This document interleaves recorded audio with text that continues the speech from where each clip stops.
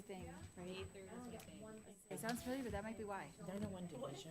It sounds familiar, but that might be why. Contact you, it goes through my personal email, which I don't care about. But when he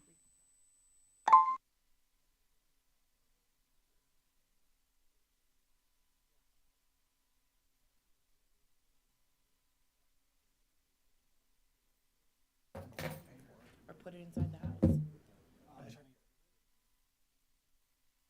it looks terrible. Down to the.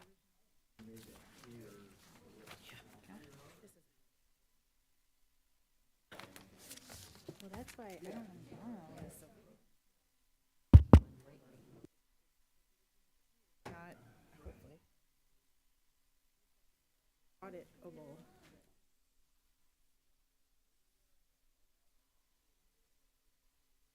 Executive.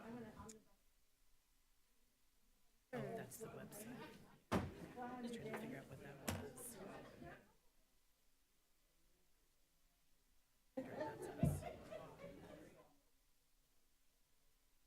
Like some of the HR.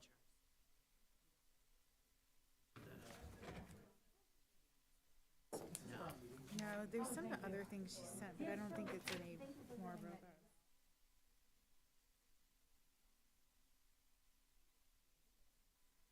Yeah, because like I said, I want to know where like the building. Oh, it doesn't fit in this. But that's legit. These are additions, but yeah, you can, that's a good question to ask. Yeah, because if not, let's just, we're supposed to have it anyway. I was asking. Right. This, oh, do you need a copy? I printed it twice. That is not me, I don't think. But I did get bond cap. That's So Will. you want a one-page summary, is what I'm hearing.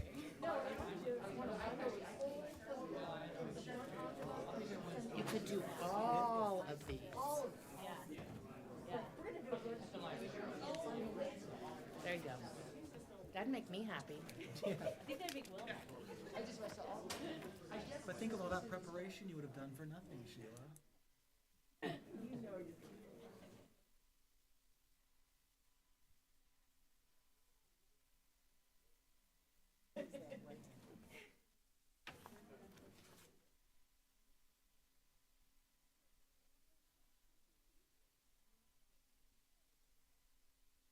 He's got a flannel, so That's not warm and fuzzy to me. that's, could go either way. Today is done. Marima's got it. Are you ready, Madam Clerk? All right, I will call the meeting of the Committee of the Whole for the Urbana City Council to order. Could we have a roll call, please? Ms. Wu, Here. Mr. Evans, Here. Ms. Hersey, Here. Ms. Colasetti, Here. Ms. Bishop, Ms. Wilkin, Here. Mr. Quisenberry, Here. Mayor Marlin. All right, thank you. I don't believe we have any minutes to review tonight, is that correct? So are there any additions to the agenda? Seeing none, we will move on to presentations and public input.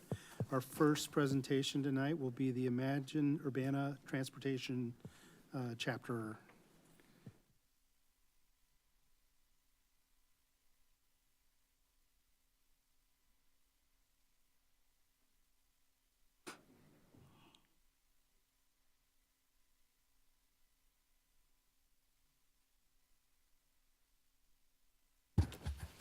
All right, good evening, Council.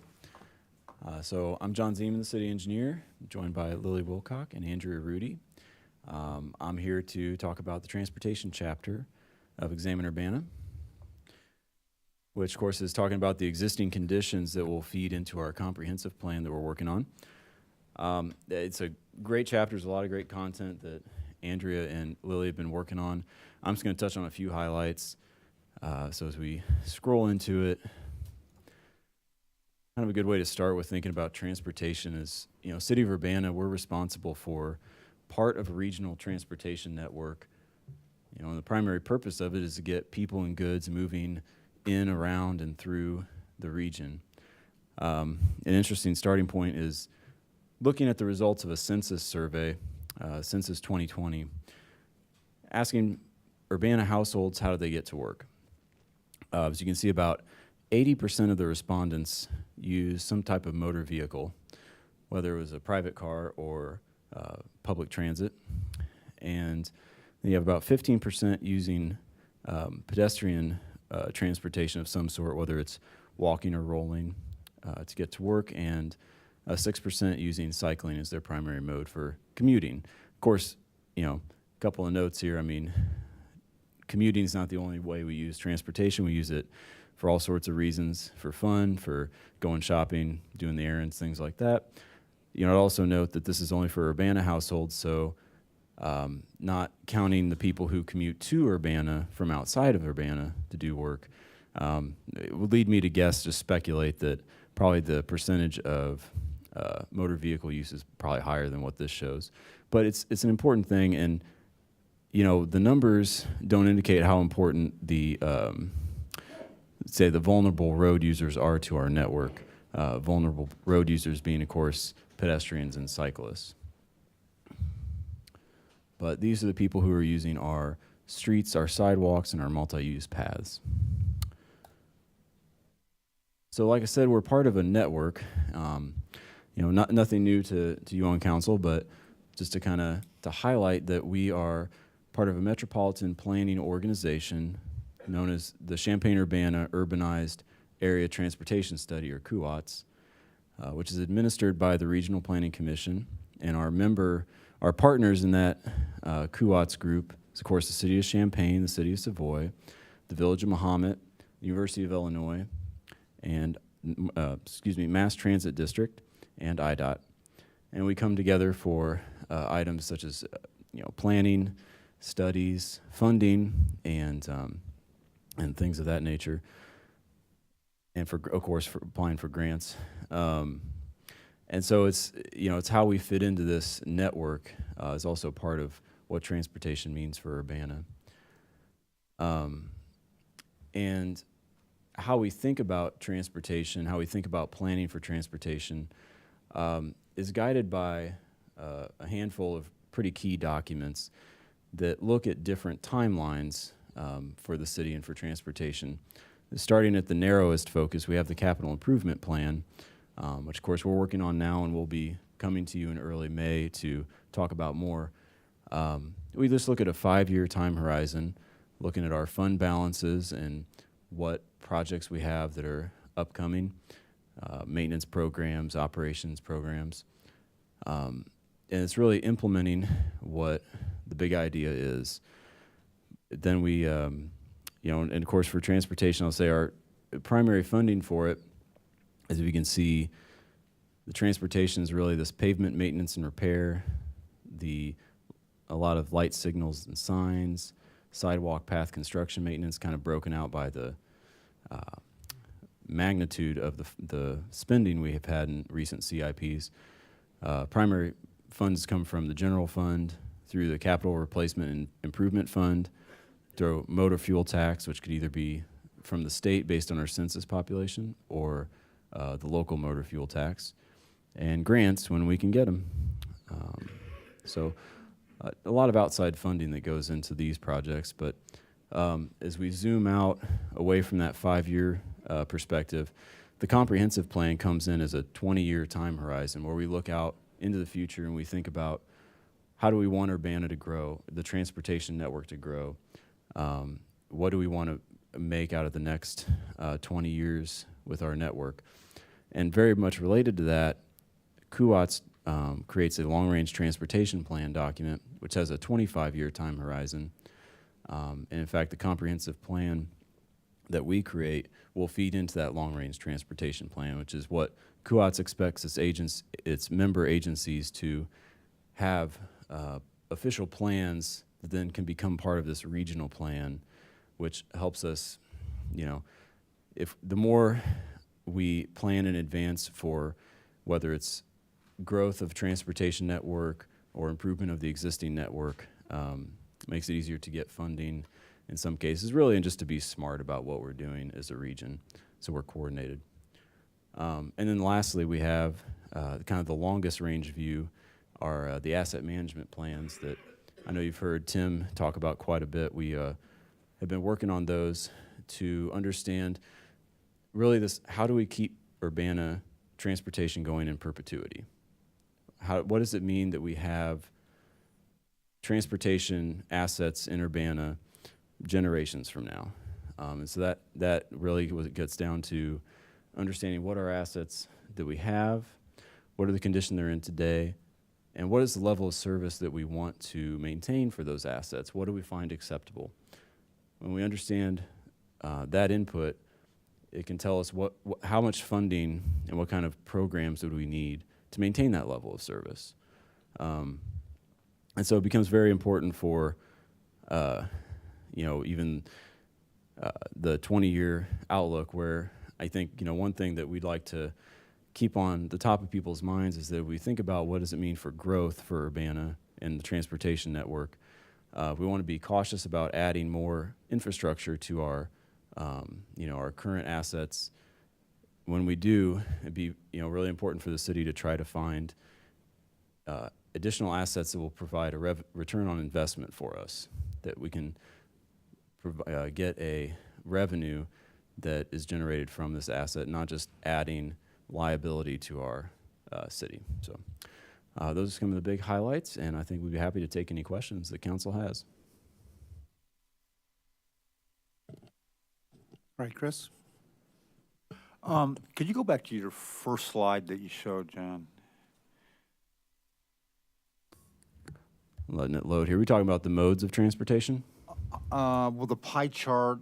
Yeah. Let's see if I can get it to load. Yeah, thank you. Maybe refresh it. Oh, here we Okay, go. I don't understand the pie chart.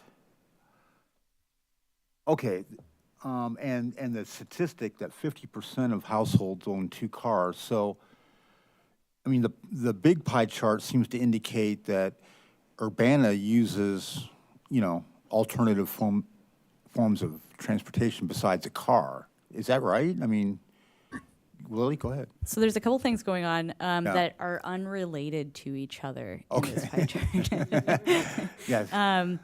And I just want to point out, too, that it does say Census 2020. It's actually the 2019 5-year estimate, so I will be changing that tonight. But what's going on is, for the most part, when people are coming to work and when they report as an Urbana resident, there is a survey out there, the American Community Survey, will come to certain Urbana residents and will say, hey, yeah, how do you get to work? And that's what that question is representing. And it is a very limited snapshot of one little piece of people's lives in Urbana. Yeah. So keep that in mind. What we usually like to look at, though, with that perspective is like, oh, a lot of people take alternative forms of transportation. But it's actually just we're kind of inferring that because we can't compensate for all sorts of other things that, how people get to work in Urbana would include a much bigger number than just people who live in Urbana.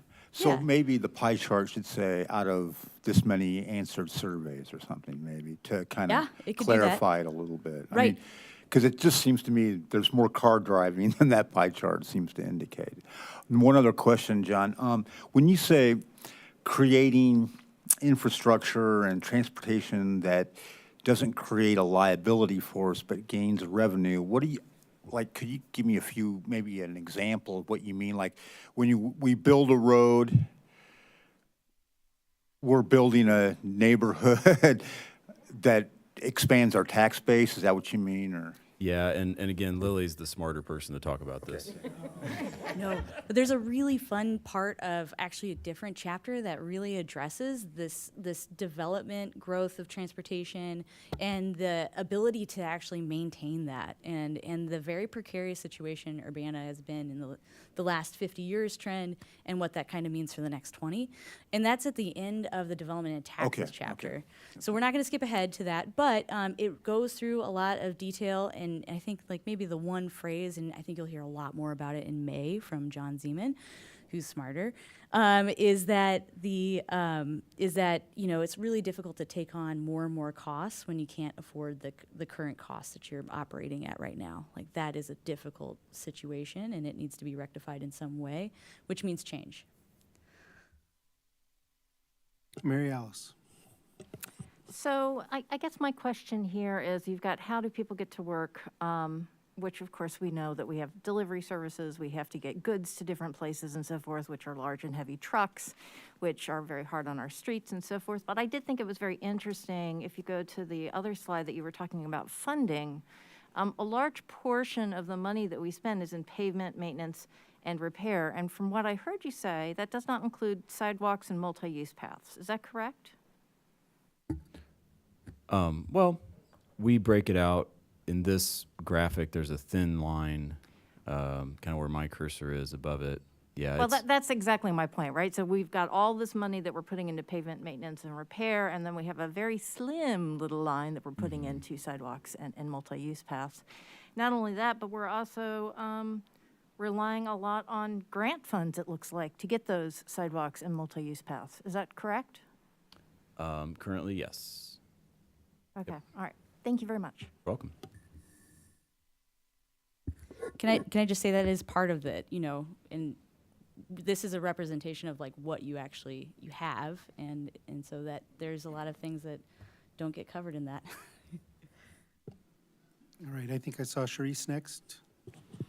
Okay, so when we're talking about transportation and the cost of the infrastructure and so on and so forth, does this, and we haven't gotten to this yet, but does this also fall into the idea that the city needs to be more densely populated in areas to help keep the city from having a sprawling type of population, here, there, spots here, spots there, where we would that actually contributes to having to fund the infrastructure for pavement, maintenance, and repair, so on and so forth?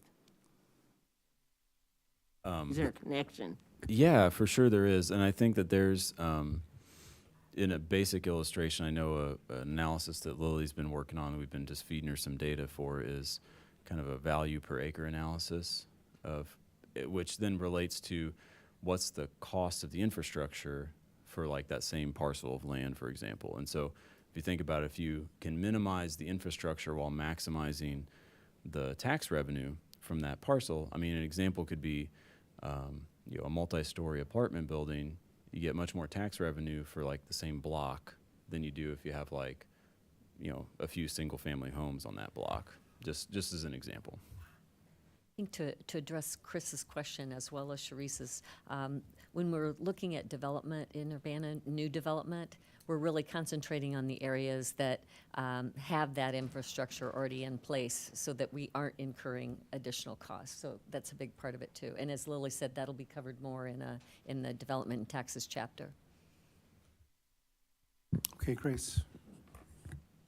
Thanks so much for the update and sharing the website. I hope people can have a chance to check it out. Before my main question, can we also just loop back to Mary Alice's had me thinking, and is it also a correct assessment to say that sidewalks are about 10% of like the monetary value of the roads, right? Like there's something in there to replace all the roads would be 450 million, to replace all the sidewalks would be 50 million. So, I mean, it seems like proportionally, even if we maintained roads and sidewalks the same proportion, it would still be about 10% of the overall cost. Is that I way don't of thinking remember. about it? Yeah, you're along those lines.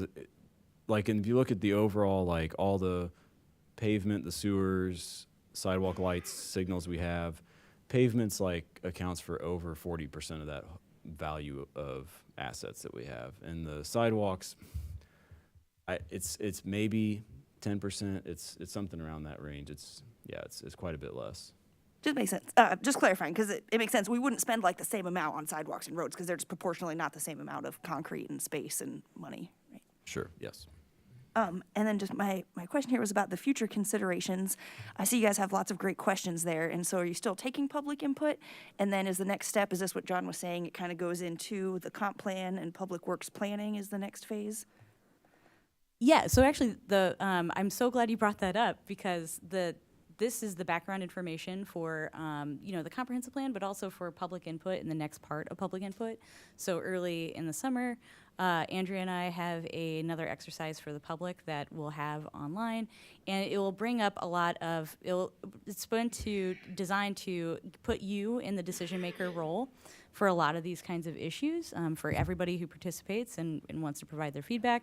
But it also, it should, I think, for a lot of people, bring up a lot more questions and wanting to know more about these issues before you make a decision on it. And there's some really tough trade-offs as well that are presented to you to kind of mimic a little bit of what's realistic feedback and what we can really make sure that we're addressing, like the practical ability of the city in a comprehensive plan. And so, in order to really give you those options and really understand a little bit more about how the city works, what those issues are, we try to use trends and issues instead of being a minor part of it, really trying to focus around what those questions we got, a lot of which we got those questions in 2021 in public input. But we've also noticed that these are kind of like common reoccurring things that people need to understand in order to feel comfortable providing input and understand how things were working. Great. Thank you so much. So you said this is the background info, and then in the early summer, you'll have another round of public input. Great. Thank you. Yeah, and when we talked about the tool we're using is an online tool, but we are going to have some in-person meetings as well. We're trying to reach the people that normally wouldn't get involved or wouldn't be using the website, so we'll have some in-person sessions in addition. All right, thank you. If you go back to planning for just 1 second, I want to say thank you for using Sankey diagrams because I think they really help people understand where things come from and where they go to. It's a flow of money, right? And I was, like Grace, I was going to mention that if you took the volume of pavement, both square footage and thickness, and compared it to sidewalks, I would imagine that the ratio would look something like this, if not close to it. So it's not a surprise to me. And it looks to me also that we are spending more motor fuel tax on sidewalks than we are grants, but we are spending a lot of money from grants to fund sidewalks and not as much from the general fund. So something worth pointing out. All right. I think that's all the comments and questions. Thank you. I gotta say, this collection of information is fantastic. I only hope people spend time with it's like pulling out the Encyclopedia Britannica on Urbana, and you can drill down on it just about anywhere you want to. And I just hope people do that before we take more public input so that we're all coming from the same collection of information. So thank you. Really appreciate that, and spread the word about the website, getting people involved.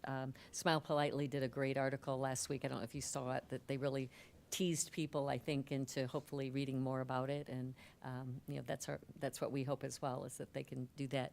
Next week we will be covering development and taxes, and Carol Mitten's going to do that presentation. So, All right, thank you. Next up, we're going to have a presentation with our guest from our sister city of Zomba, Malawi.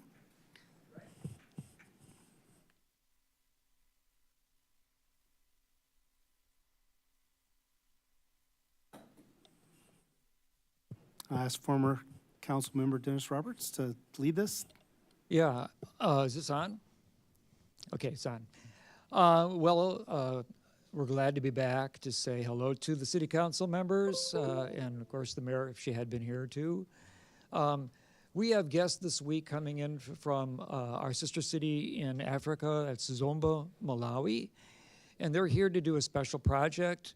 They've been involved in a tax assessment project in the city of Zomba, in which they're evaluating with the assistance of the Department of Political Science at the U of I to make an assessment of the value and the public response to added value to the community through the collection of trash rather than having it accumulate on the sidewalks or in the along the countryside, to collect it and to dispose of it in a different kind of manner, and then to pay it a small tax related to that. So I have here with me the Director of Public Works and Social Services from the city of Malawi, Busta Chinoa, and he's going to say hello, and then we're going to have a little slideshow. Thank you and welcome. Hello, everyone. My name is Buster Chiona. Just to correct him, I'm the Director of Health and Social Services, not Public Works. I am really delighted to be here, finally at the Urbana Council, also on a year when we are celebrating 15 years of anniversary of relationship between Zomba and Urbana. That's why the title of my presentation is Celebrating 15 Years of Zomba-Urbana Sister City Relationship. Thank you very much. Thank you.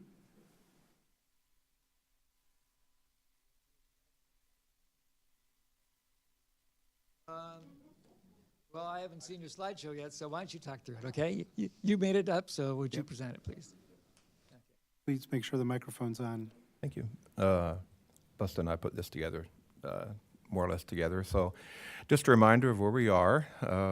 We're in southeastern Africa and located near a beautiful area along the Zomba Plateau is the city of Zomba, which was the former capital of northern Rhodesia in the colonial era. Do you want to? While we're here, Busta, go ahead. Old colonial buildings, very much, the British were here, so you're driving on the wrong side of the road. Traditional courthouses. Zomba's been a city since 2008, about 100,000 people. That number's gone up significantly with people moving to the peri-urban areas of Zomba. You can see Zomba City labeled there in the flag. This is Malawi.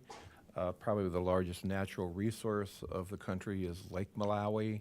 At least that's what the Malawans call it, not necessarily the Mozambicans, the big blue area there.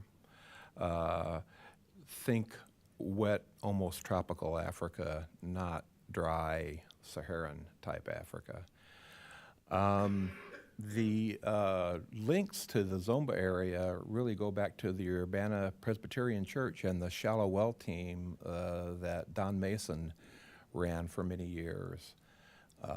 And you can see the News Gazette article there from 2007. That effort had been going on for several years then. This is when Dennis went on one of those trips. He donated books then, and Dixon Vuapiri, who's noted here on this slide, actually was not a Fulbright, maybe something like an Emerson Fellow here at the University of Illinois in the library school. And so this essentially fueled Dennis's desire to establish the sister city relationship, and you can see the date, the 25th of February in 2008.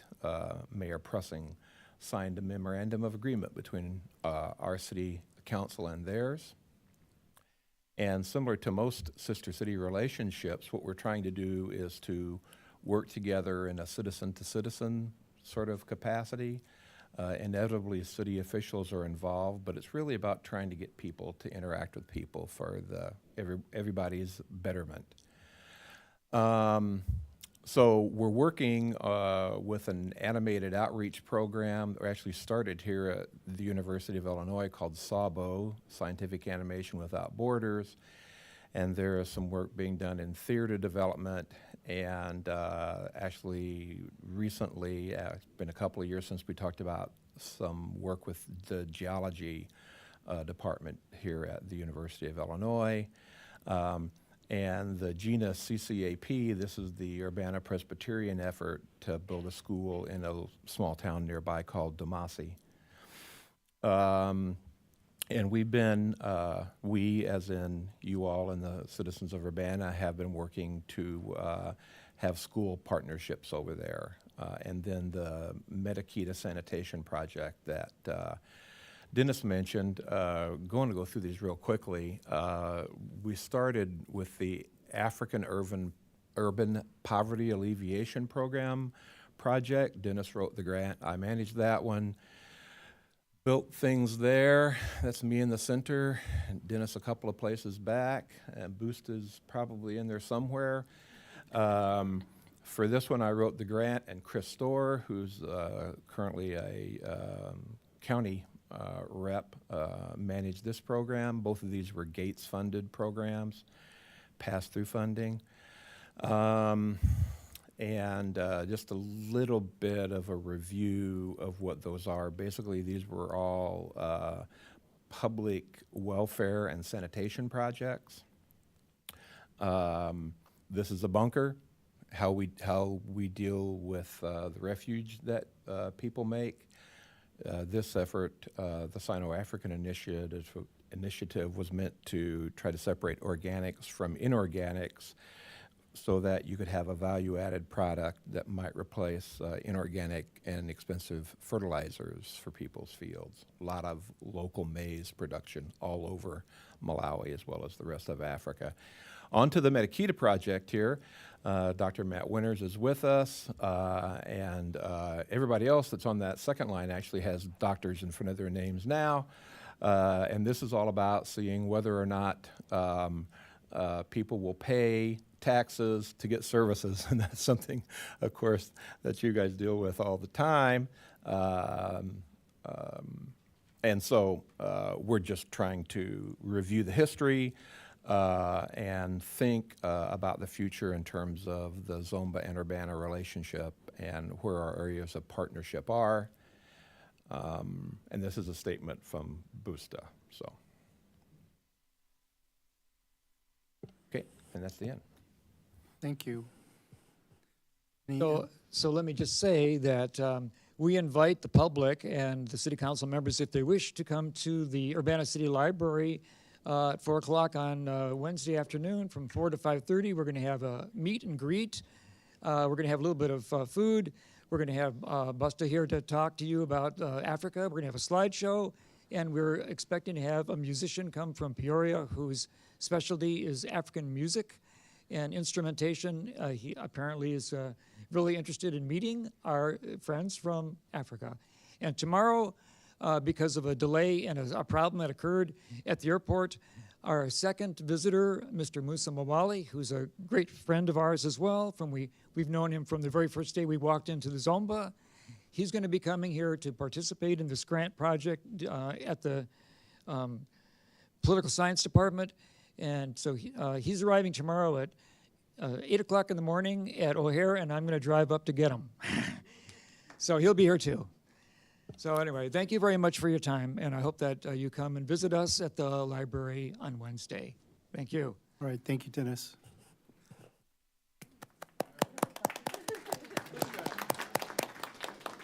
And Busta has actually brought a gift for the mayor, but since she's not here, we'll be connecting with her later. All right, thank you. Okay. Do we have any questions, council? All right, seeing none. Thank you again. Okay, we're easy.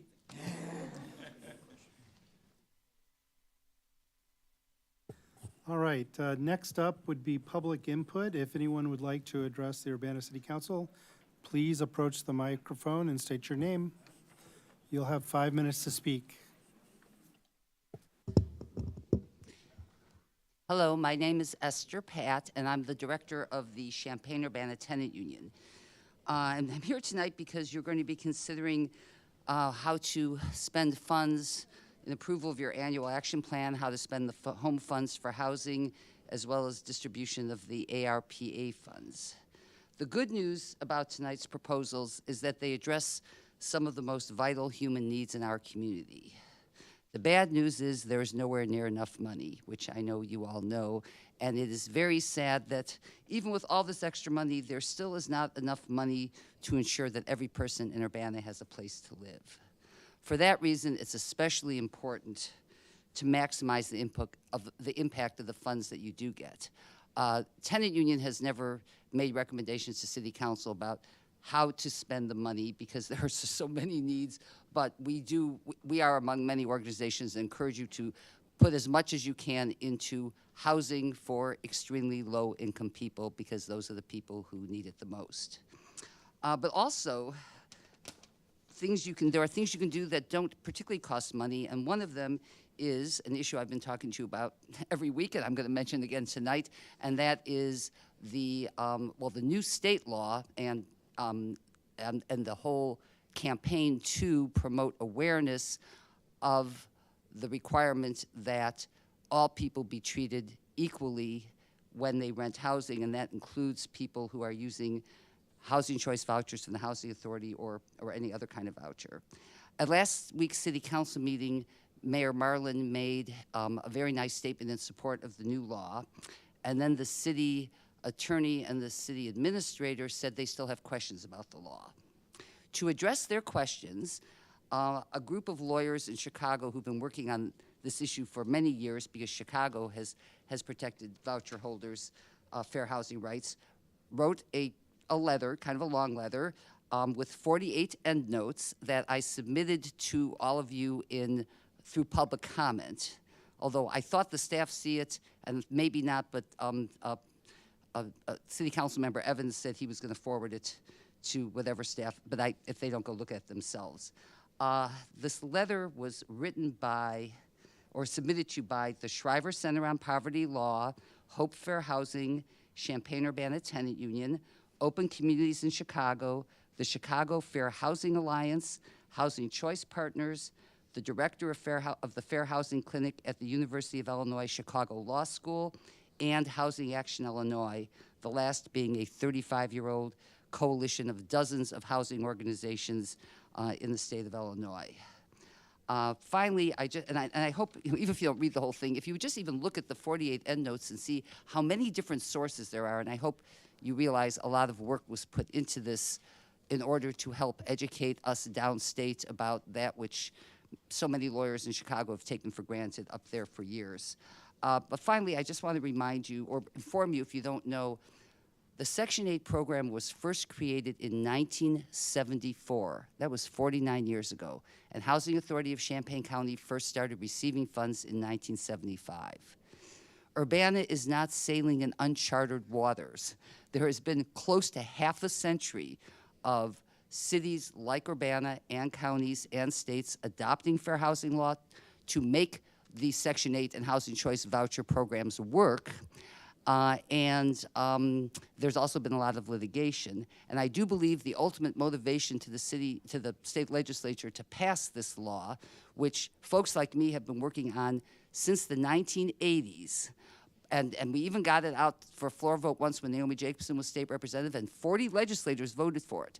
The big thing that changed this year was the legislators' own frustration that they allocate money for housing programs, just like you are, and the money is not necessarily getting used as well as it should be because of discrimination. And it's sad that that's what it takes, but whatever it takes to get people to stand up to discrimination, that's fine with me. And you spend a lot of government money, and you include it, and it includes programs that face challenges because of people's lack of cooperation due to prejudice. And I hope that in the coming weeks and months, you will help in promoting awareness and enforcement of this law so that every housing dollar we actually do get for any kind of subsidy or rent assistance will be used. Thank you so much.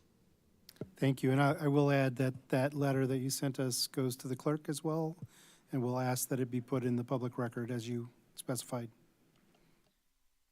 Would anyone else like to address the Urbana City Council Committee of the Whole? Please approach the mic, if so. Don't see anyone here that wishes to. Is there any communication that council members received that needs to be read? Seeing none, we will close public input, and we will move on to staff reports, if we have any. No staff standing up to give a report. We'll move on to new business, and we're going to start out with resolution number 2023-04-29R. The CDBG Senior Repair Program Agreement between the City of Urbana and Champaign County Regional Planning Commission. Good evening. The City of Urbana has offered a senior repair program for over 20 years. However, staffing constraints made the program difficult to manage. So under this agreement, the city will provide $60,000 in community development block grant funding to RPC for the direct administration and management of this program on behalf of the city. RPC staff will meet with the Urbana homeowners, screen applications in order to verify program eligibility, complete an environmental review record, and manage the rehabilitation process. While at the home, RPC staff will be able to assess and refer the clients to any additional services they may need, such as Meals on Wheels or, any type of health services they may need. This is the second agreement that we are bringing forward to you. We just are completing the end of June, our first one, and it's been very successful. Executing this agreement will meet the annual action plan goal of providing decent, safe, and sanitary housing to low-income residents. The agreement will also allow the city to continue a valuable program while preserving the capacity of city staff to administer other housing rehabilitation programs. Staff and the Community Development Commission are recommending a 2-year program agreement covering fiscal year 23-24 and 24-25. This agreement will be contingent upon the city's receipt of Community Development Block Grant funding and RPC's successful completion of the grant in its first year. We anticipate serving 12 to 15 people per year. Questions? Any questions? Yes, Mary Alice. Sheila, can you give us some examples of things that have been done with these funds? Sure. These are very small repairs, like a storm door or if a window is broke. They're usually less than a couple $1,000s. And that RPC has a similar program that they run, and they also run a similar program for Champaign. So it's just those very small, minor repairs that they can do for seniors or person with disabilities. So if a senior has a need, they would contact RPC, and then RPC would figure out where the funding comes from? Right. And sometimes they reach out to us first, or if RPC gets to the home, like say there's a leak in this underneath the sink, we might think it's small to begin with, but then once we get there or RPC gets there, they realize that it's gonna cost more than their program limit. They'll send them back to us. We share the documents to avoid, having to have the customer give us the same thing again. And then we put them through our emergency repair grant. All right, thank you. Yes, Sharice. Will this also cover anything like if a senior's home needs a new sidewalk or driveway or path or something like that, or porch? Yeah, typically, no. The federal funding, they want to be used for the house itself. So we might be able to do a ramp, but we can't really do the sidewalks or, depending on what the porch needs are. But typically, it's the interior of the home. And I'm guessing that kind of project is going to be more than the 2,000, so it would come back through us for our emergency repair program. Okay. Yes, Grace. Thanks for the presentation, Sheila. And I have a few questions trying to understand the context of the situation here. And because you're saying staffing constraints, and I imagine too, since these are smaller repairs, it's more numerous. Is that right? Yeah, and it doesn't seem to matter. I mean, those of you that deal with grants, whether it's a $2,000 project or a $20,000 project, the staff effort is the same. So being able to partner with RPC, we feel like it's a better customer service to the client because, like I said, RPC assesses other needs they might have while they're there, and it frees up some of our staff time for our bigger projects. And so it's kind of the question is in there too, because there's also the ARPA request for home repairs or roof repairs. Right, we're and managing is this kind of making room for that in a sense? Like, is there the staff capacity to manage that? Mm-hmm. Yeah, we are doing that program through our emergency repair program, and we currently have 4 applications pending, and somebody called last week where they saw the program at the council meeting and are getting ready to apply. So hopefully we'll get a few projects done before June 30. Great. And is there CDBG funds, it seems like, can be used for these kinds of ones? Can we funnel any other CDBG funds that we have that we're needing to spend into programs like this?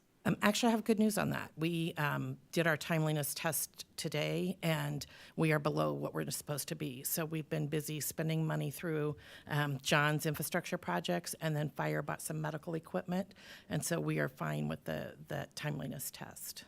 Thank you. No other questions? Could I have a motion? I'll give him Mary Alice.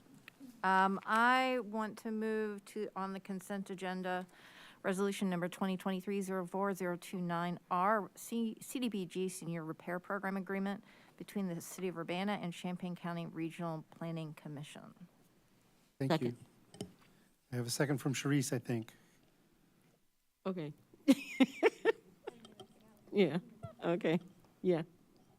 All right, any further discussion? This is a resolution, so all those in favor say aye. Aye. Any opposed say nay. That motion passes unanimously.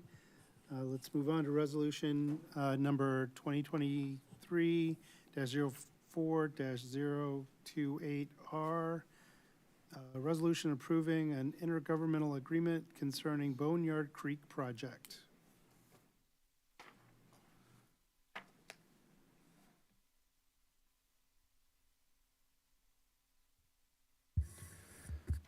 All right, hello again.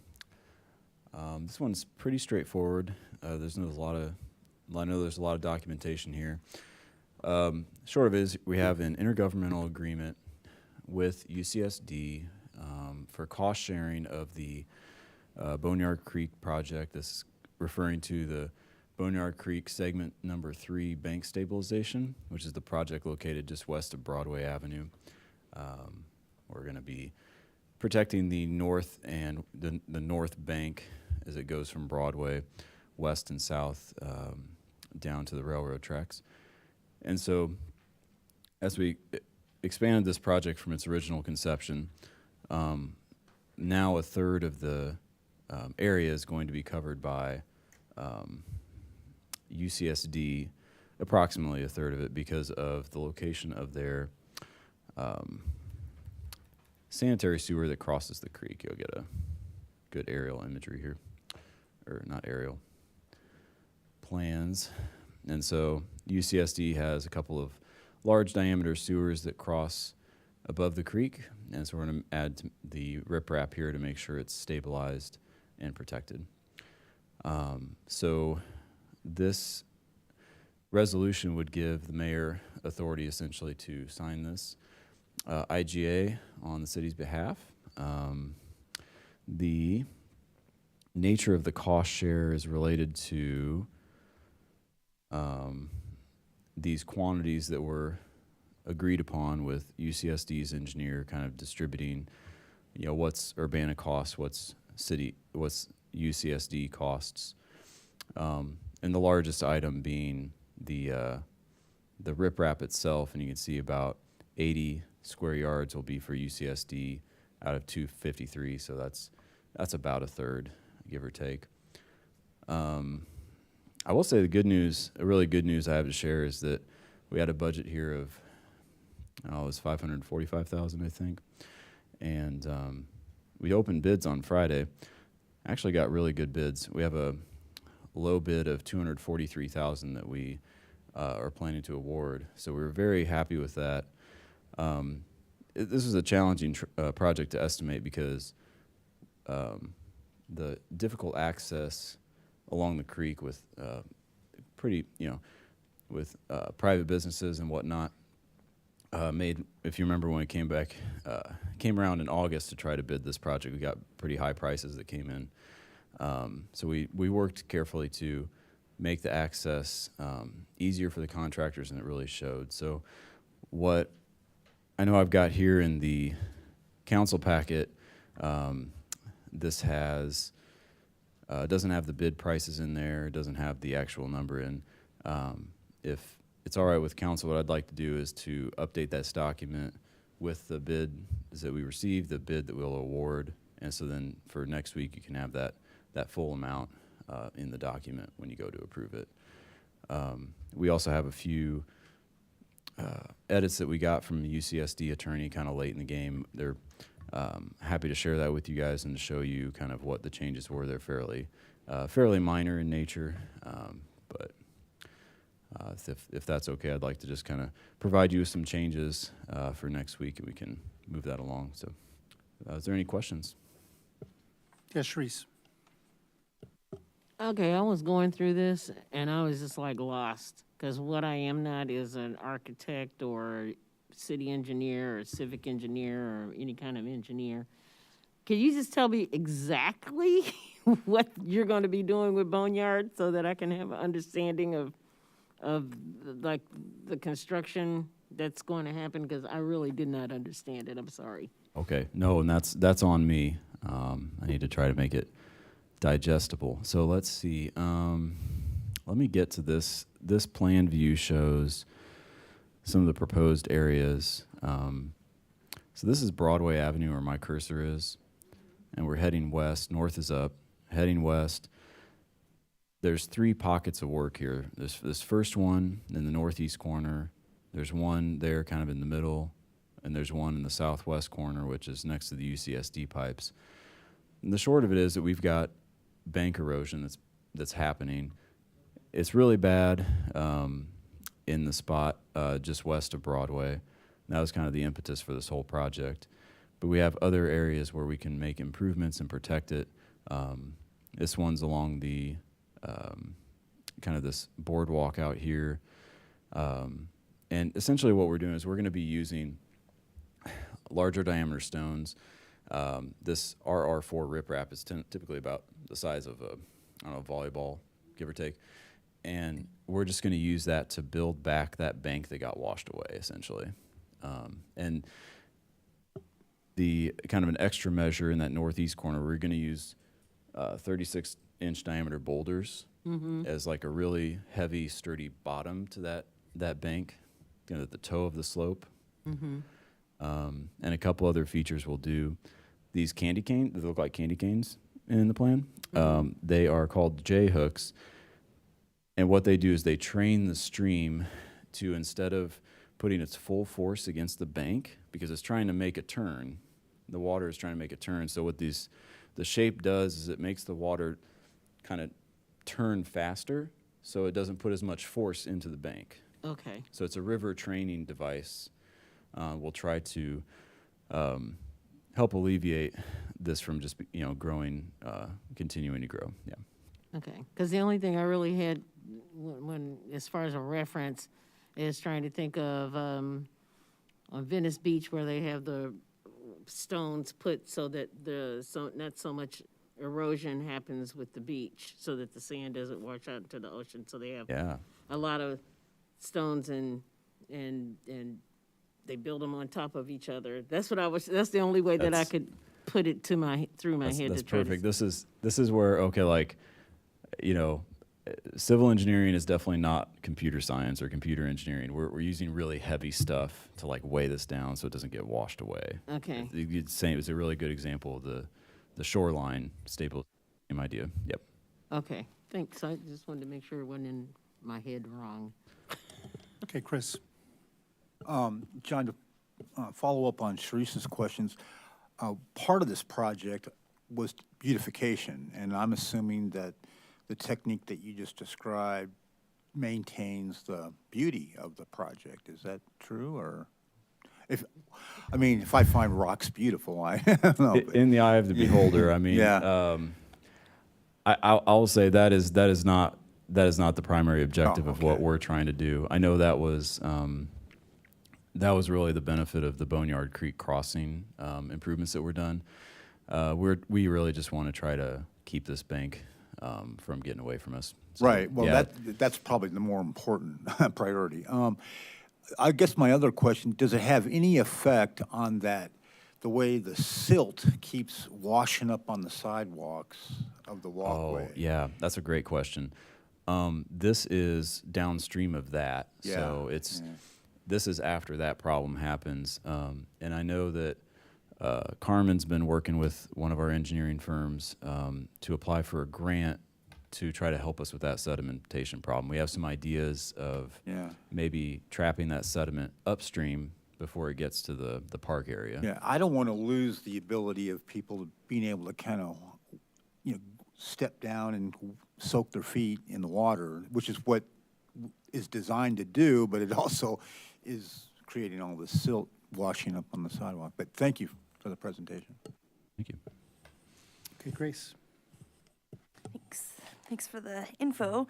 Do we have a guess on how long this is anticipated to last? Like, I know it seems like just a constant effort with water and erosion, but like this fix in particular, does it have an estimate how long this would last, or how long it will be before we have to redo this in this area? Well, I don't have an intelligent estimate, I wouldn't say. I know that the gabion baskets that were installed just right next to Broadway, west of Broadway, and also east of Broadway, those gabions, I don't recall if those are 10 years old or more, but those have been holding up really well. And basically what's happening is at the edge of the gabions is where this erosion is happening. The nice thing about this simple riprap method, what we're doing is maintaining it can just look as much as as simple as putting more rock on top. If it were to settle or to remove some, you basically just put more rock on top of it. Other methods of bank stabilization are not as flexible in that regard. But definitely, and that's part of what the J-hooks are intended to do, is the hope that then the parts of the bank that we're not covering with rock, that will mitigate some of those erosive forces on there. So we don't want to we don't want to have to put riprap on every foot of our creek if we can help it. So Thank you. Yes, Reese. So the J-hooks are going to be an added thing to the riprap that's already in that area, in those areas? Because I see riprap, and I see J-hook. Mm-hmm. So the J-hooks, how big are those? Are they like going across the whole riverbed? They don't go across the whole riverbed. They those little hook parts are in the middle of the stream, and then the arms of them stick into the bank some. I don't know if they're 5 feet long even. They're not very big. Okay, I'm just trying to get a vision. Okay, thanks. Sure. Yes, Mary Alice. I make a motion? Sure. All right, I'm not going to put this on the consent agenda because you're going to update some numbers. So I will move resolution number 2023-04028R, resolution approving an intergovernmental agreement concerning Boneyard Creek project to City Council with a recommendation for approval. I'll second. Seconded by Jaya. Any further discussion? Seeing none, all those in favor say aye. Aye. Any opposed say nay. That passes unanimously. Next up, we have a resolution number 20, thank you, John. Resolution number 2023-04-030R, a resolution approving the transfer of volume cap in connection with private activity bond issues, single-family mortgage revenue bonds, and related matters related to private bond cap allocation, IDA program series 2023. There's another resolution here. Are we supposed to be putting these together? It doesn't have its own number. Is everybody okay with us Typically, taking you these put one them at? together, but that's up to you. There's separate resolutions listed here. I'll make a motion to put them together, if that helps. That would be to combine the discussion with resolution number 2023-04-031R, a resolution approving the transfer of volume cap in connection with private activity bond issues, single-family mortgage revenue bonds, and related matters, private bond cap allocation, IHDA Series 2023. You want me to repeat that? Well, I make a motion have- to what James just said. Put those two together. Thank you, Yes, Chris. please, yeah. I need a second. I'll Seconded by second. Mary Alice. All those in favor of combining those two into one omnibus action, say aye. Aye. Any opposed, say nay. All right, we'll talk about both of them. Great, thank you. Private activity bond is a tax-exempt bond issued by a local or state government for financing a project owned and operated by a private user. Private activity bonds are issued to finance various types of facilities, including multifamily housing projects and single-family dwellings. Private activity bonds issued by the city are special obligations and do not constitute a debt or indebtedness of the city and do not give rise to a charge against the general credit or taxing power of the city. In accordance with the IRS code, each municipality in Illinois is allowed to issue private activity bonds at $120 per capita population, which is estimated at $38,681 for 2023. The state of Illinois outlines the per capita amount and the population size for this calculation. The state of Illinois will recapture any bond allocation unused by the city as of May 1st of this year. The city of Urbana has a total of $4,641,720 in 2023 private activity bond cap available that may be used for multifamily affordable housing projects, nonprofit developments, industrial development projects, below market rate financing for affordable housing, mortgage credit certificates, and below market rate financing for limited types of industrial development. We received 2 requests for the bond cap this year, one from IDA, Illinois Housing Development Authority, who uses the volume cap for a variety of purposes, but in a high-level overview, their main uses consist of either the single-family or their multifamily programs. On the single-family side, the authority issues tax-exempt debt that traditionally allows for lower cost of funds to create first mortgages and down payment assistance loans across the state of Illinois. The seeding of volume cap, which the city of Urbana and the authority have engaged in over the last several years, helps contribute to the overall affordable housing efforts within the city of Urbana. On the multifamily programs, the use of volume cap is used in conjunction with low-income housing tax credits. The low-income housing tax credits give investors a dollar-for-dollar reduction in their federal tax liability in exchange for providing financing to develop affordable rental housing. Investors' equity contribution subsidizes low-income housing development, thus allowing some units to rent at below market rate.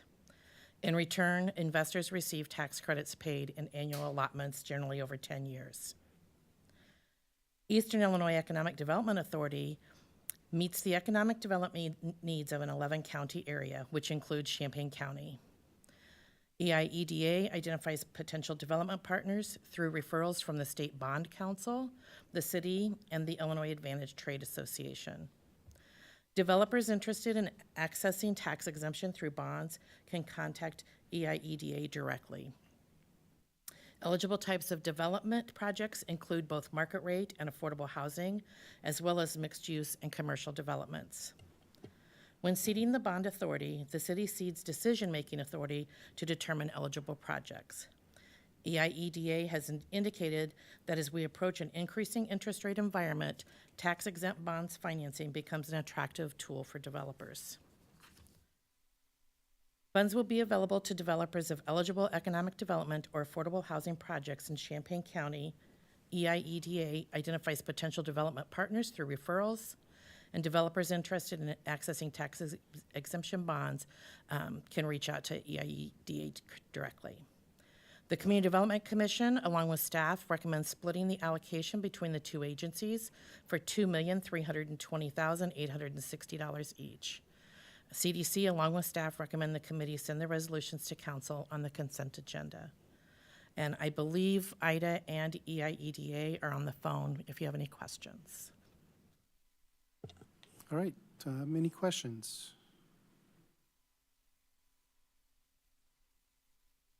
Seeing none, I would entertain a motion to move this omnibus action to City Council. Do we have to state the whole thing again, since we already kind I of? don't think you have to, but Okay, I'll make a motion.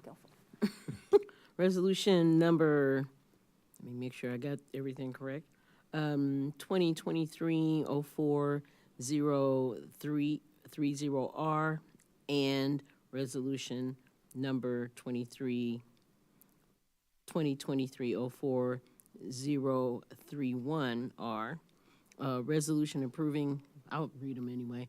The respectively, resolution approving the transfer of volume cap in connection with private activity bond issues, single-family mortgage revenue bonds and related matters, private bond cap allocation, i.e.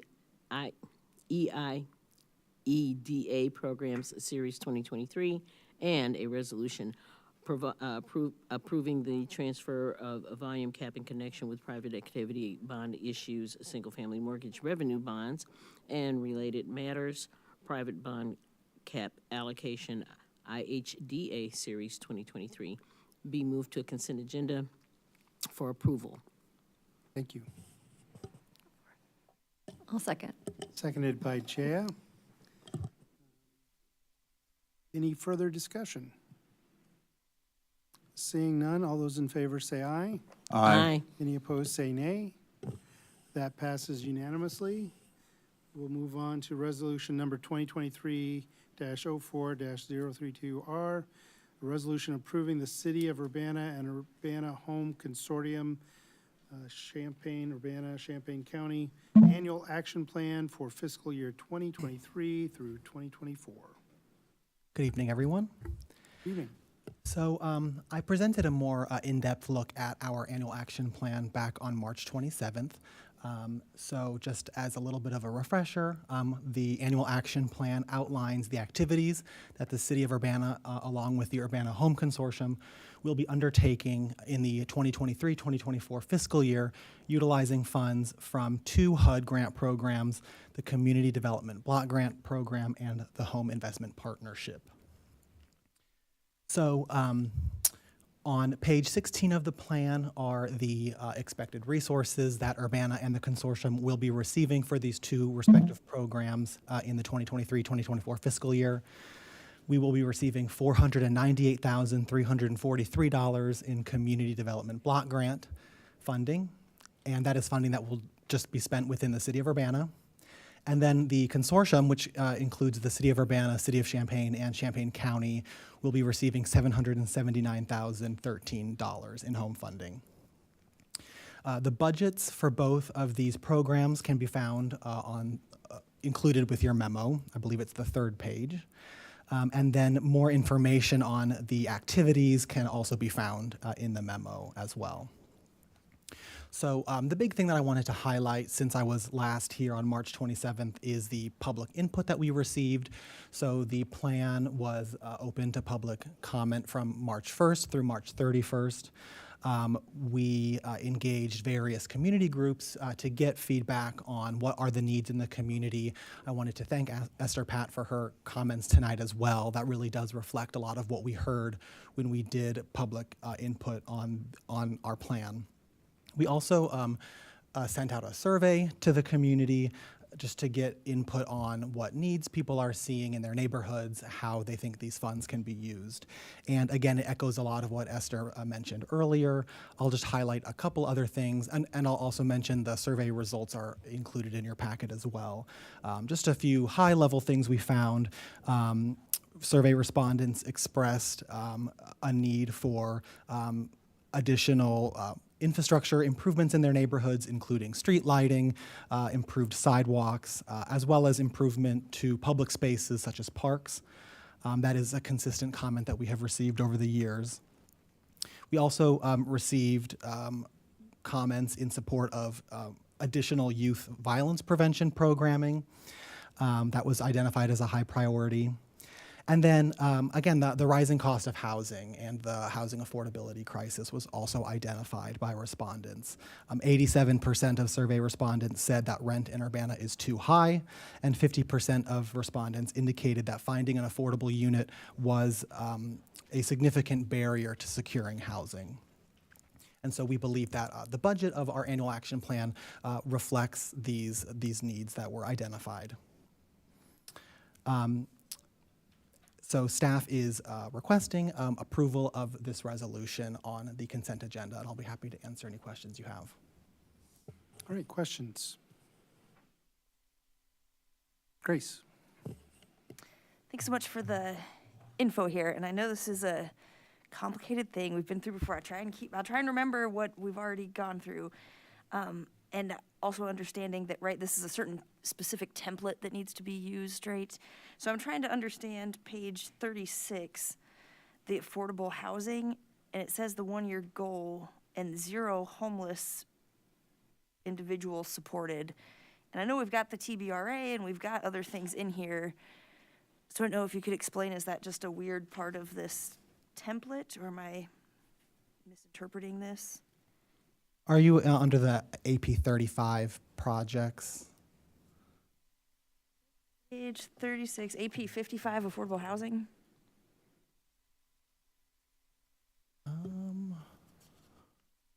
I don't have that section in front of me. Oh, do you have?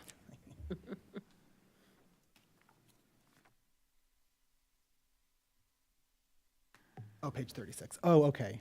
1-year goal.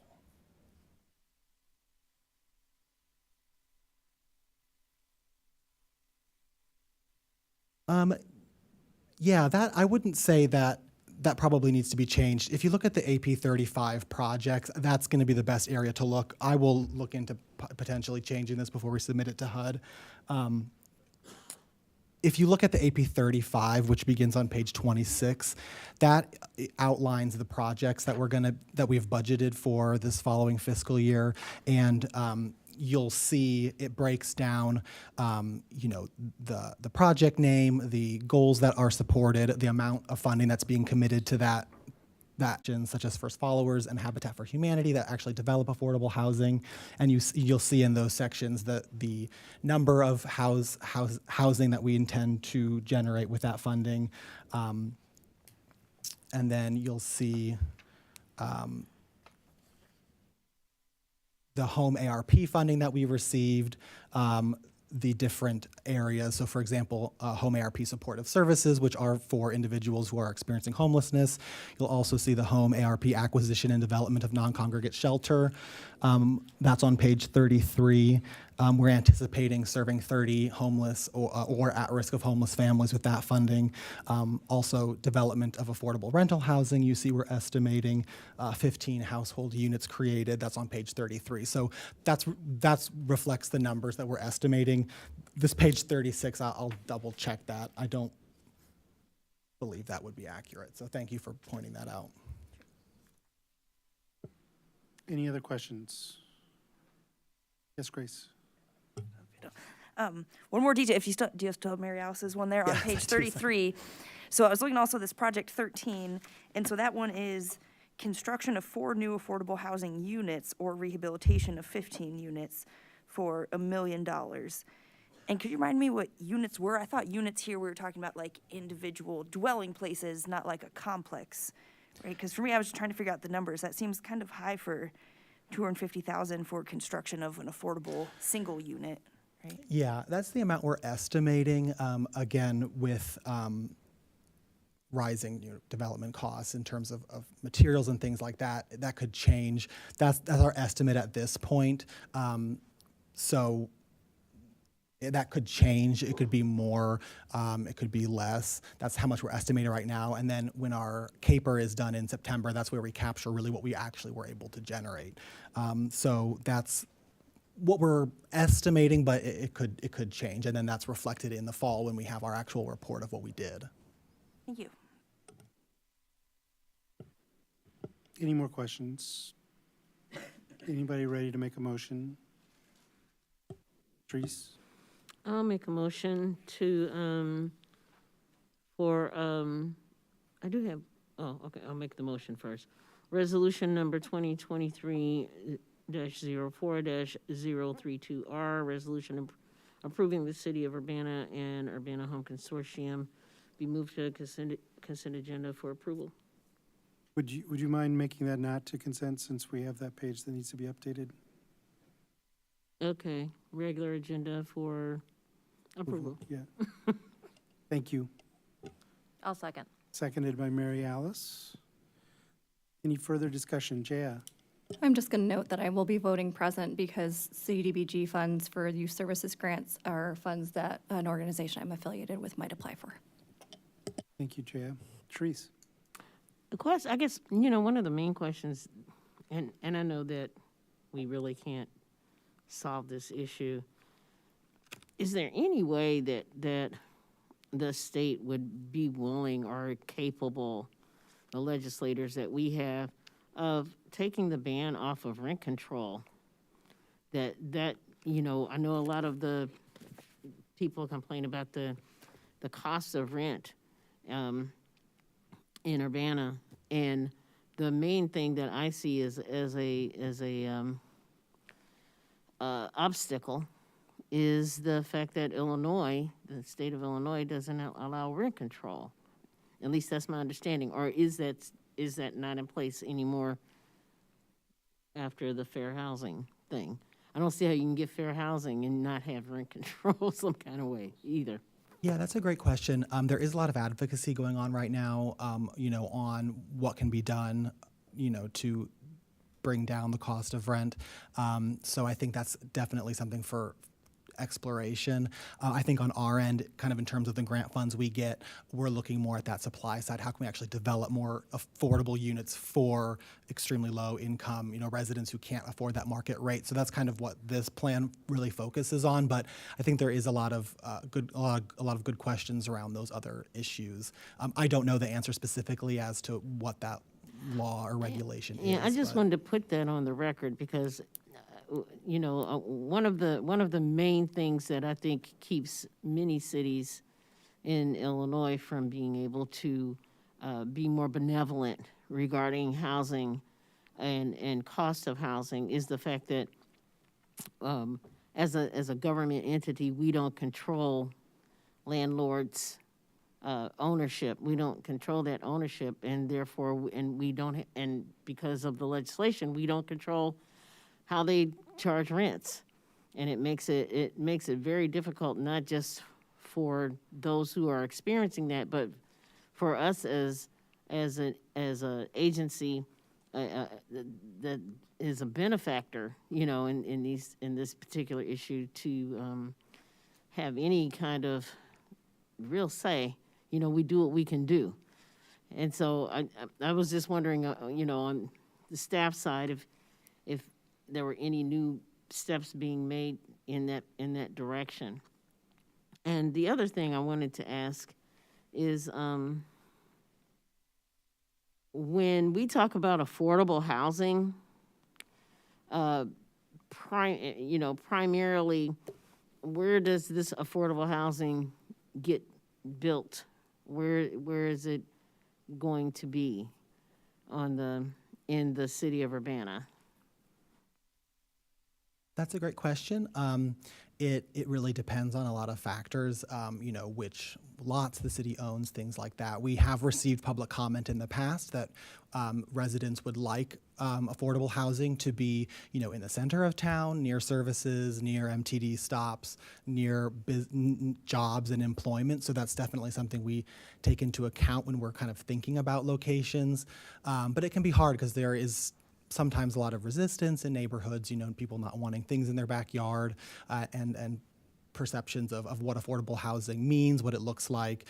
So I think there's also a lot of ongoing education that can be done about, what it really will look like and how it will actually operate in the community. So it depends on, again, what land is available at the time, but then also through our other programs, for example, like our tenant-based rental assistance programs, those would allow people to live anywhere in Urbana, not necessarily in a dedicated unit, but any unit where there's again, that rental voucher to provide rent. So I think that's kind of that scattered site is really beneficial, and a lot of people prefer that, where they can really have the flexibility to live anywhere they want in Urbana and not have to just go to one neighborhood or one area. Okay, thank you. All right. No further discussion. All those in favor say aye. Aye. Any opposed say nay. That passes unanimously. Just noting again, I'm voting present. Okay, thank you. Thank you. I will note that Jaya has voted present. Madam Clerk. Sorry about that. Next up, we have a number of resolutions regarding ARPA agreements based on the work that we did to put together funding. I think I might have heard someone talking earlier about the possibility of packaging these together. I hope it's someone with a lot of lung capacity, because we could consider that. I would suggest that we go ahead and do the resolution to put them together so that we can discuss about each one in the discussion that follows, if that's okay. Do you want a motion before we even do the presentation, or you want to? If council will allow, we can have the presentation and then do the omnibus motion as opposed to presentation for each one. Is everybody agreeable to that, Sharice? Before we do make an omnibus, I guess a point of order, I don't know. There's one resolution that I'd like to set apart from the rest of the resolutions so that we can have a more involved discussion. And that would be the Tiny Homes Hope Village. Okay. All right. So is everybody okay with having a discussion first and then packaging things up and working from there? All right. All right. Let's have the That's great. presentation, Will. I packaged them all up in my presentation, so I'm glad we do it that way. So before the council today are 10 ARPA sub-recipient agreements. City Council approved these ARPA projects when we You gotta speak louder, Will. And City Council approved the projects when the project list was approved on February 22nd. And then as part of that resolution, each sub-recipient was then required to enter into a contract that details the dates, the funding timeline, and some performance standards for that project. City Council also released the funds for these projects on the budget amendment that was voted on April 10th. So with the project list approved and funding made available, these contracts are the last step of the approval process. So we've tried to structure all the contracts in the same way. So the main body of the sub-recipient agreement contains all the standards, terms and conditions, legalese that's applicable to all projects. And then we've tried to put all of the project-specific information in Project A to make it easy to kind of review and monitor over time. So in Exhibit A is kind of the meat of each project from a contractual standpoint. And then so there's the narrative summary, there's key objectives and measurable outcomes that are identified. And that will be included in the project reports by the subrecipients. There's the start and end dates. There's a section that details any changes to the project scope and any additional terms and conditions. And then there is a funding timeline that shows kind of how much is being spent by quarter, what we think will be, the anticipated timeline for each ARPA expense, and then what the corresponding reimbursement would be. So then, as part of attachment A, the application, executive summary, and presentation by the subrecipients are incorporated into this attachment, so that the application is really the standard expectation of what's going to occur unless it's otherwise specified in the contract somewhere. So just a few things to note on the timeline is that we were very specific in how much was going to be spent and when the money was going to be spent by quarter. So we have in the contract, if what we expect and what actually occurs varies by a certain amount, the subrecipients are required to come back and create an amended timeline. And the purpose of that is just since we're on there's time is essential for these projects. And then our standard method of payment for these was quarterly reimbursements, although with some applicants there were some cash flow issues, so what we kind of worked to a compromise for some folks was quarterly upfront payments. And for subrecipients who have quarterly upfront payments, there's additional terms and conditions. Generally speaking, it's just related to their ability to actually spend those funds in that particular quarter. So it could be an invoice, it could be proof of securing other funds for the project, issued building permit, things like that nature. So that's kind of the main overall condition for anybody who has a quarterly upfront payment. So with regard to the projects, I think all the exciting things about them have already been said. So I don't really have much to add to that.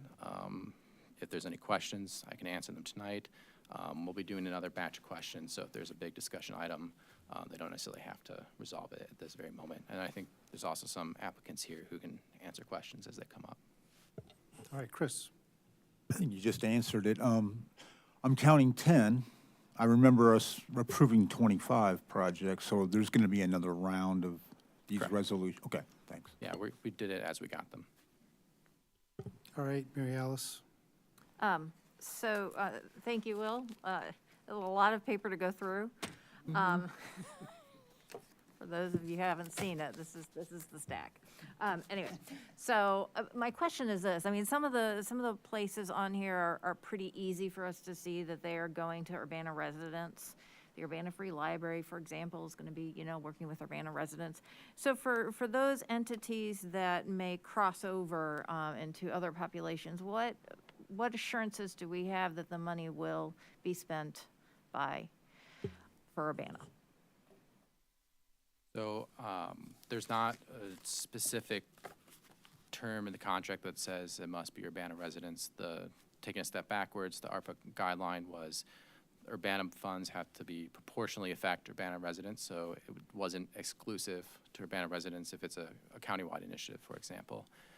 So unless it was otherwise kind of mentioned in the public input or the council discussions, we didn't, the RPC or the city, we didn't add anything preemptively on that particular subject.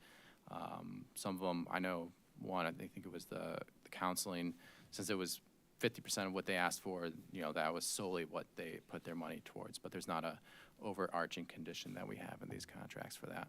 So I realize that it's not a big ticket item with the Common Ground Food Co-op, but it is something that I brought up because we had asked whether or not the Common Ground could identify people who were from Urbana, because since people have to run. So, but I didn't see that in this contract. I'm not entirely sure if I missed something since there's a lot of paper here. I can check, but I don't know off the top of my head either, but we can go back to them and ask them if they're willing to put that in there. They specifically said that they could identify those people. Okay. As I said, it's not a big amount of money, but.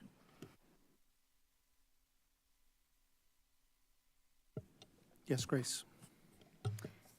Yes, also want to say thank you for this update and things, Will. And I was just also curious a little bit about the process. So it sounds like, did you sit down with each organization? And I don't know if there was anything else to share about that process. It seems like you were able to find creative ways to make a pared down budget work with the applicants. Is that right? I just wondering if there's anything else you could share with us about the process itself. Yeah, so the RPC and us, we had a draft contract that we sent to each applicant and asked them to fill it out with changes that they needed to make in order to make it work for the funding. And they came back to us with, whatever the proposed changes. And with the batch that's here today, nobody really requested substantial changes to the project scope. It was, if the money was less, doing a little bit less, or we'll find the money elsewhere. So there really weren't too many changes to work through.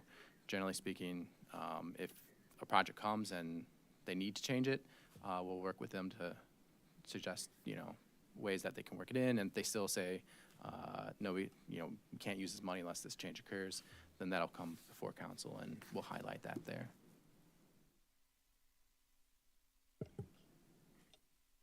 I just want to reiterate what Mary Alice said. I thought we also had a similar conversation about the Habitat first-time home ownership counseling to be focused on Urbana residents. It's clear that the Urbana Community Peace Hub is focused, from First Fallers, is focused on Urbana.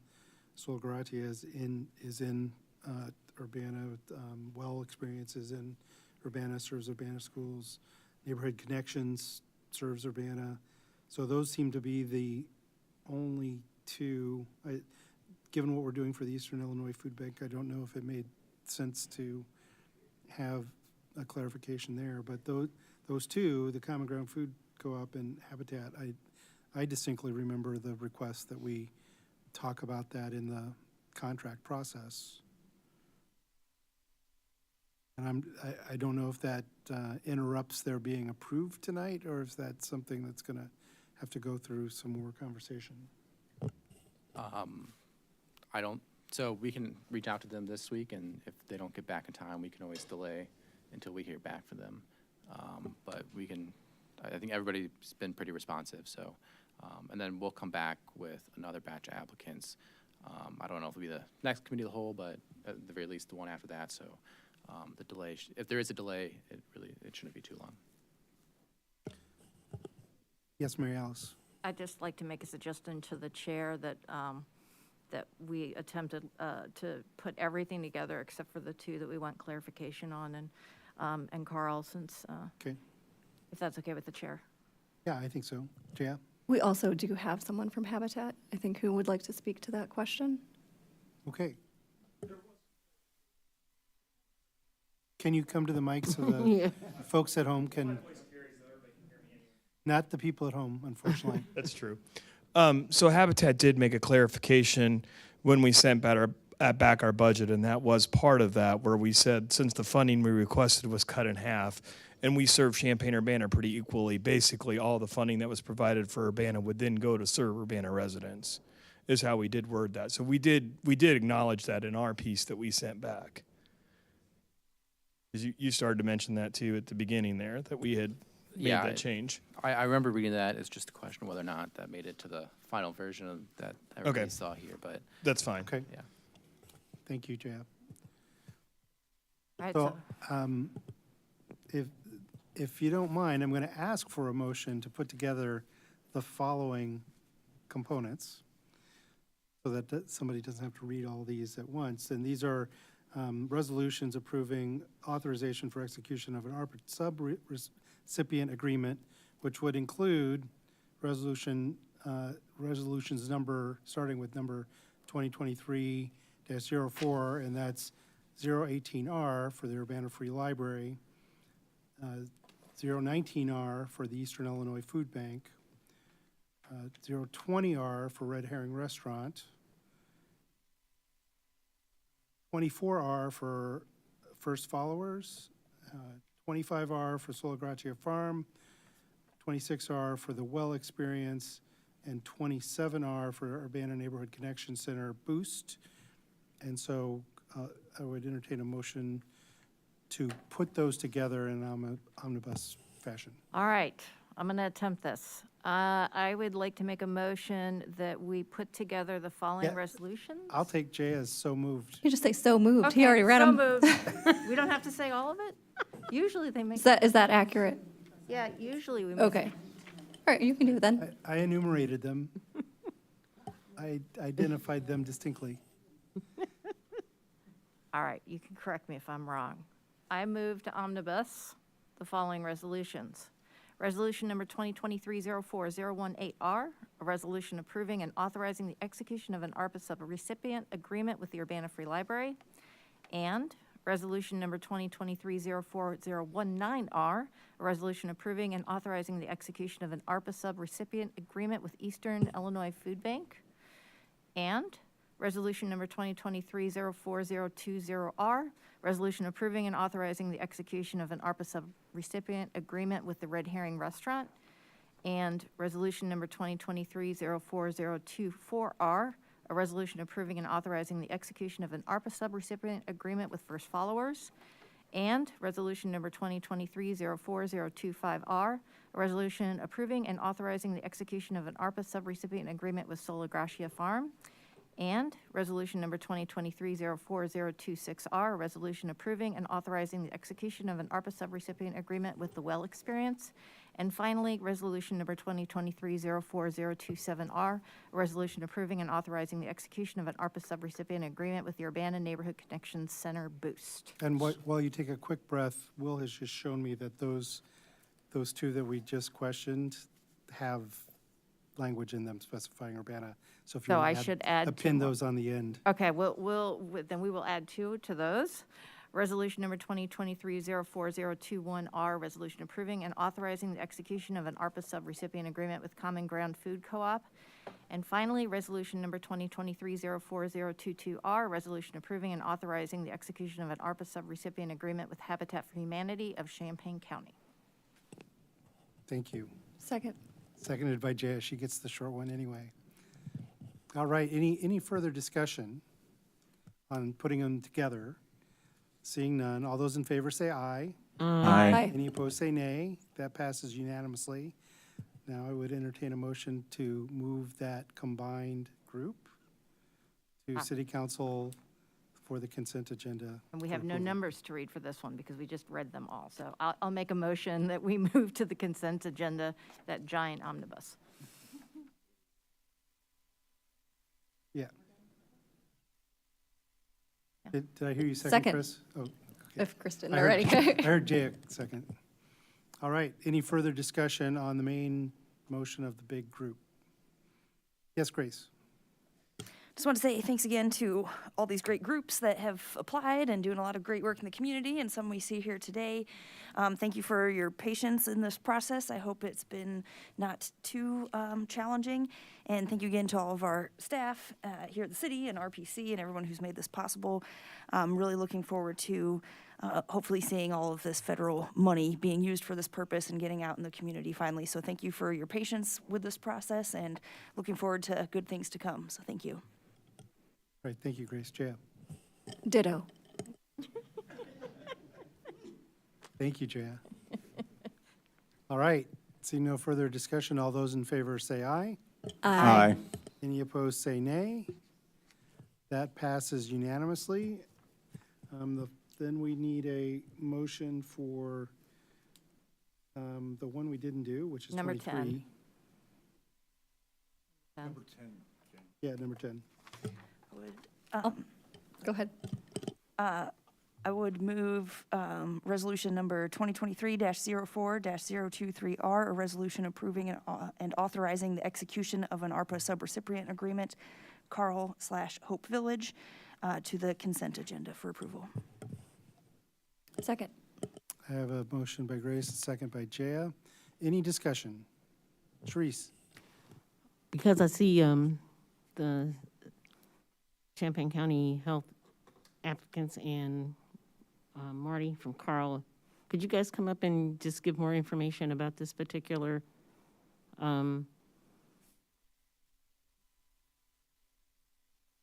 project? Do you have a specific question, Sharice? Yeah, Okay, but I just want to make sure that they're able to Come talk on up. about it. You can go there, or you can sit at the table and use those microphones if you wish. I had the privilege of having discussions with them after we voted on this, and because I do have some issues, not just with how it was going to be put together, but I had issues with the location. And so the location will be in where the Union Gardens property was, and I'm assuming you all have already acquired that property. Just make sure that you're using a microphone and it's turned on and it's within about an inch of your mouth. Yes, So- we have closed on the property at 1799 Federal Drive. So what I want is just that you give more information for public regarding your plans on how, because you showed me great renditions and everything, and I told you my particular problems with that, which was more of a kind of a, what I didn't like, I don't like using the word, but ghettotizing of the North End because of this particular thing. And I was told that, well, the property has, it's close to electrical and sanitary, and it's ready to go. And the issue I have, of course, is the NIMBYism that is going to be me right now. So I want you to be able to speak your piece. I appreciate that, Councilmember Hershey. I think the concern about location is going to be prevalent no matter where we go on a project like this. And I will say that we intend to really make a strong effort in engaging the neighborhood and the surrounding communities where the Hope Village has been sited. It is zoned already R4, which is within the zoning of a project like this. We are meeting with the city this week to look at other approval processes. I believe text amendments may be in order and what have you to satisfy the zoning requirements. We have research projects across the country of similar type of construction and design. This location really does meet a lot of the requirements. One, the zoning. Two, it's vacant farmland right now. Utilities are to the site. It is an affordable land site to build on. And we have the ability with access from not only the residential portion of this site, but also the commercial portion on the north end. Again, we have the ability with the amount of land to provide proper buffer and amenities for the neighborhood as well as the village itself. And again, we fully intend to proceed with engagement in the neighborhood, full transparency with the project, and we are currently moving forward with the AE selection, and we'll begin the design process and master planning within the next 2 weeks, and hope to have more to show and more to come as it relates to the project with the next 4 to 6 weeks. And I just wanted to state that my main issue is that even with your location, and it's great for you, the biggest problem that I have too is that there aren't the essential services in the area that I think are needed. Not would be needed, they just are needed. They're not just needed for your project, but for the North End in general. No grocery stores, no drugstores, no bank services.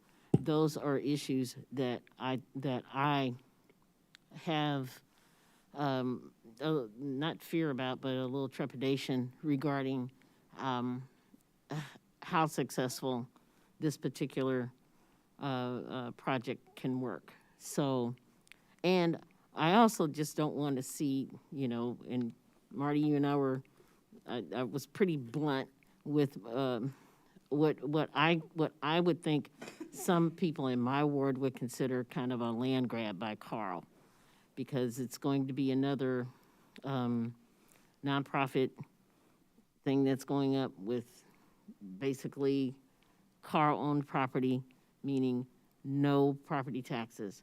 And I think that does not help build the value of the homes in the area. So I wanted to make sure that I had that stated and on the record. So I think there's a couple of points there. One, that the amenities that we're bringing to the village and the residents of the village will also end up being an amenity for the surrounding neighborhood and the community. With a mobile clinic coming on a regular basis, we have a grocery bus that will be coming to the village and will be available for the surrounding neighborhoods and the community. So I think there'll be a shared benefit, that this really shouldn't be an us and them kind of situation. I'm not trying to make I it think we are addressing a serious need in our community with the most vulnerable. And this is going to be this project can be a model for other communities across the country. There's no projects out there at this point, of all the ones that we've researched, that combine the design and construction of permanent supportive housing, along with this intense casework and wraparound services that Claudia and the CCHCC will bring to the project, and the benefit with the University of Illinois as another collaborative partner that's going to offer translational research and in-service learning after the project stood up. So we have the opportunity here to do something really special, and I think it's going to be a model for other communities across the country. It is going to be some hard work. There are going to be some tough issues that we're going to have to deal with, but we're not coming in naive. We're not coming in without the sensitivity that this is a project for the community. It's a collaborative project within the community. This is not a Carl project. It is not a University of Illinois project, and it's not a CCHCC project. It's a collaborative effort to create a real community asset here. When the project's done and constructed, it will be conveyed to a not-for-profit organization. It will not be owned by Carl. It will not be owned by the University of Illinois or our collaborative partner, CCHCC. It will be owned by whom? By a not-for-profit organization. I'll let John address that. Yeah, I'm just going to follow up on what Marty, the work to establish a new 501c3 is underway, and so as Marty mentioned, it will be the ownership of that will be transferred to that new body, which will be governed by the sort of our three founding partners, as well as hopefully down the road some additional community partners who excel in this space. Okay. Go ahead. Please. Yeah, I just wanted to add that this has always been the plan, that it would be owned and operated by an independent 501c3 organization. We were starting that process to develop that, but it takes several months to do that. And we didn't want to pass up the opportunity to apply for funding. And we felt that Carl was the best partner among the three of us to be the lead applicant for that. But I think it's really important for the council and for the community to understand that this is ultimately going to all be operated under a 501c3 that is in the process of creation now. Chris, I saw your hand up next. Marty answered all my questions. All right, thank you. Jaya? Yeah, I want to thank the applicants for being willing to take questions. We're, at a point where we're looking at the specifics of contracts. We've already agreed on the certain amount of funding. Excuse me. So I appreciate the additional feedback. As stated, this is something our community desperately needs. And I think when we think about opportunities that come with ARPA, this is something that has the potential to have meaningful, long-term impact on our community. So I'm very excited to be moving this forward tonight. All right, further questions? All right, yes, well, I'll just add that in the contract, it does mention that the governance of the project will be turned over to the new LLC or the new 501c3. So that is already into the contract where once it gets up and running, it will be turned over. all right, I think we already had a motion. This is discussion. So, Mary Alice? So I guess what I want to say is I think that this opportunity has been really exciting to allow different kinds of ideas to be able to populate in our community. This is one of those types of ideas that I don't think really would have been possible without this kind of infusion of funds. So I was really excited to learn more about other organizations that maybe we hadn't heard from before. The WELL experience was new to me. I know it's not new to everybody. The Hope Village was something that I've heard about it, but really didn't know what the path forward was for our community. So I'm really happy that we have 3 really strong groups of people coming together to try and see this vision through. So I just wanted to say in general with the ARPA funds, I am very thankful for everybody's ideas, even the people that we didn't fund. A lot of people had some really good ideas, and so I'm glad we're here at the final stage. Thank you for your answers. I will call the question. Thank you. All those in favor say aye. Aye. Any opposed say nay. Nay. That motion passes. We have reached the end of our new business, so it is now time for council input and communications. Any council input or communications? Mary Alice, would you take the chair, please? I will take the chair, and the chair recognizes James. Yes, I do want to share for both my colleagues and for the public. Unfortunately, I'm going through some medical situations that's going to require me to have surgery next week. And I've been told that I should plan for 4 weeks to recover from that. I will be participating in council meetings as I can remotely until I can be with us again, but it may be a couple of weeks, and I just wanted everyone to know that's where I was in case I'm not here. Thank you. I relinquish the chair back to James. All right, any other council communication? Sharice? Yeah, I just want to state that I'm not against a housing